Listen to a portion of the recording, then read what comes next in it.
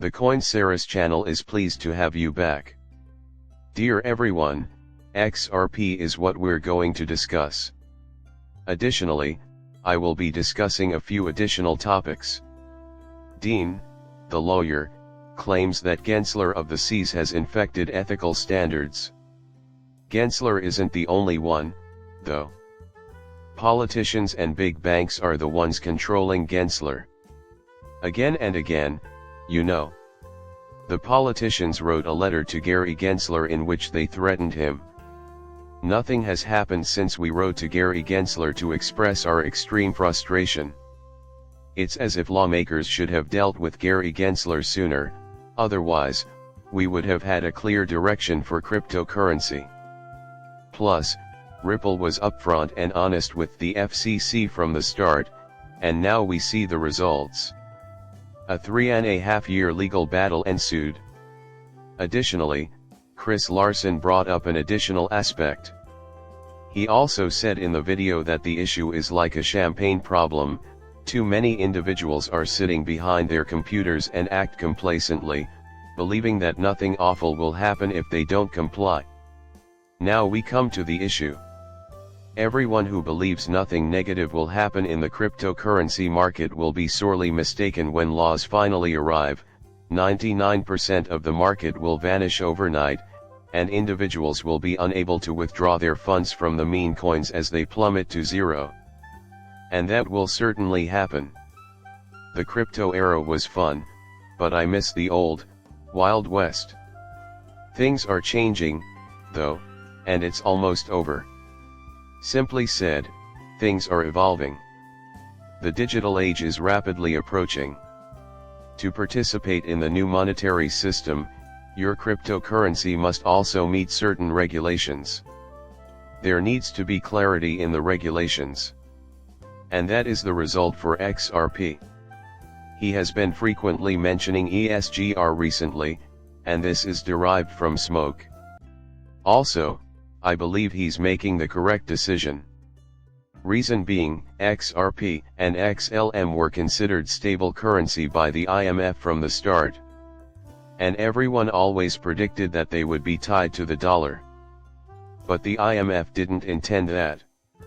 Also, when the BIS talks about these cryptocurrencies, they don't mean that. To them, they are ESDRs. In the same way that ESDR capabilities are essential, this might be the next major breakthrough in crypto. Any kind of value, including fiat currencies, gold assets, contracts, oil barrels, electricity service hours, and so on, can be transferred using XRP. We offer limitless liquidity, fast settlement, and one way to determine the intrinsic value of ESDRs is to compare it to a basket of items that are often traded, including oil, natural gas, precious metals, etc. Allow me to pose a question now, since I perceive the basket they are referring to as an enormous pool of liquidity. As a result, the value of XRP is equivalent to, say, 1 million barrels of oil. Are you seriously suggesting that XRP can sit at 50 cents while trading a million barrels of oil, or perhaps it's... You can't move a mountain of gold bricks for 50 cents. Here is the proof that everyone could hold any SDR using a cryptocurrency-based stablecoin, ESDR, and how you can get to 1000 plus XRP. If the SDRs were in place, not only could banks use central bank money for transactions, but anyone could.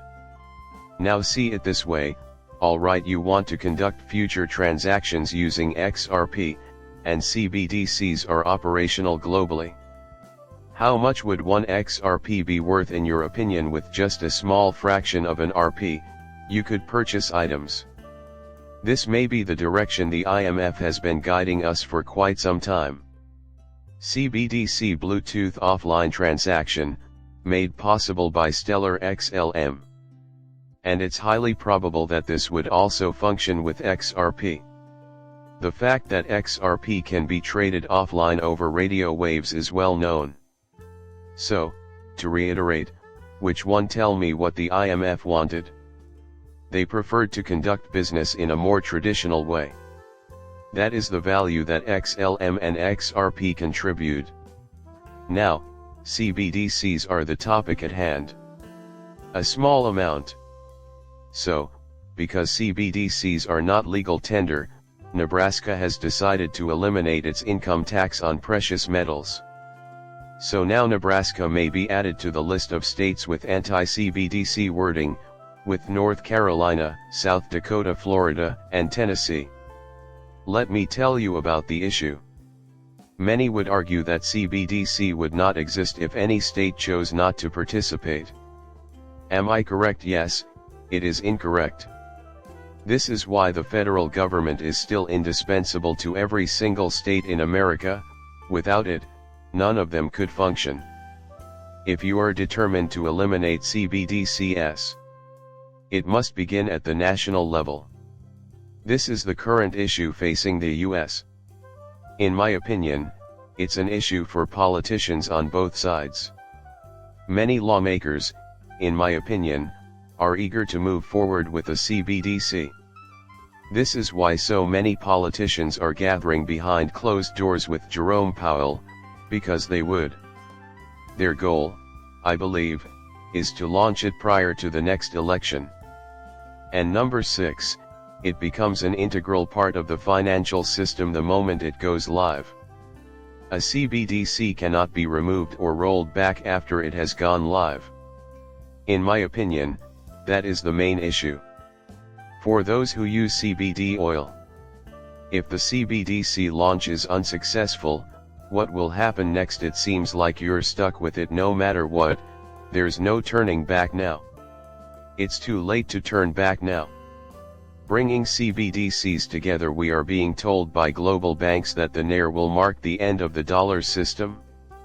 Therefore, CBDCs need the demonetization of the dollar as the global reserve currency. Given the dollar's esteemed status as the world's reserve currency, what is the connection between these globalist initiatives involving CBDCs and the dollar in the end? This is what matters. No global reserve currency would be necessary or useful under a unified CBDC system. A neutral bridging money would suffice, rather than a global reserve currency, as I previously stated.